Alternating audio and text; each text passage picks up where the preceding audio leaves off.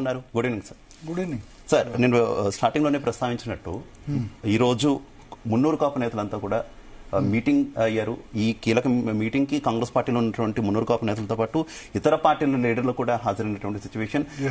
కొన్ని చాలా కీలకమైనటువంటి వ్యాఖ్యలు, కొన్ని కీ పాయింట్స్ కూడా ఈ మీటింగ్ లో వాళ్ళు ప్రస్తావించారు. అంటే రాజకీయ పార్టీలకు అతీతంగా ఈ మీటింగ్ జరిగింది. తెలంగాణలో చాలా ఇంపార్టెంట్ సామాజిక వర్గం, ఆంధ్రాలో కాపు సామాజిక వర్గం ఎంత ఇంపార్టెంటో తెలంగాణలో మున్నూరు కాపులు అంత ఇంపార్టెంట్. సో ఆంధ్రాలో కాపు సామాజిక వర్గం 14% ఉన్నట్టే పెద్ద ఎత్తున మున్నూరు కాపులు కూడా ఉన్నారు. అయితే ఇటీవల జరిగిన కులగణనలో మున్నూరు కాపుల నెంబర్ చాలా తక్కువ చూపించారన్నది ప్రధాన అభియోగం. దాని మీద ఇంతకుముందే ఆల్రెడీ మున్నూరు కాపు నేతలు సమావేశమయ్యారు. దాంతోపాటు మంత్రివర్గంలో ఇంతవరకు తెలంగాణ రాష్ట్ర చరిత్రలో, తెలంగాణ అనే కాదు ఉమ్మడి రాష్ట్రంలో కూడా మున్నూరు కాపు లేకుండా మంత్రివర్గం లేదు. ఫస్ట్ టైం మంత్రివర్గం వితౌట్ మున్నూరు కాపు ఉంది. అయితే కొండా సురేఖ ఉన్నారు, కానీ కొండా సురేఖ బై బర్త్ పద్మశాలి, కానీ ఆమె భర్త కొండా మురళి మున్నూరు కాపు.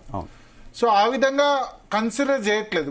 బై బర్త్ మున్నూరు కాపు అయిన వ్యక్తులు ఉండాలని మున్నూరు కాపు సామాజిక వర్గం కోరుకుంటుంది. ఎందుకంటే పెద్ద ఎత్తున పాపులేషన్, రాజకీయ పరంగా కూడా చాలా చైతన్యం ఉంది కాబట్టి వాళ్ళు కోరుకుంటున్నారు. సో వి హనుమంతరావు ఇంట్లో సమావేశమయ్యారు.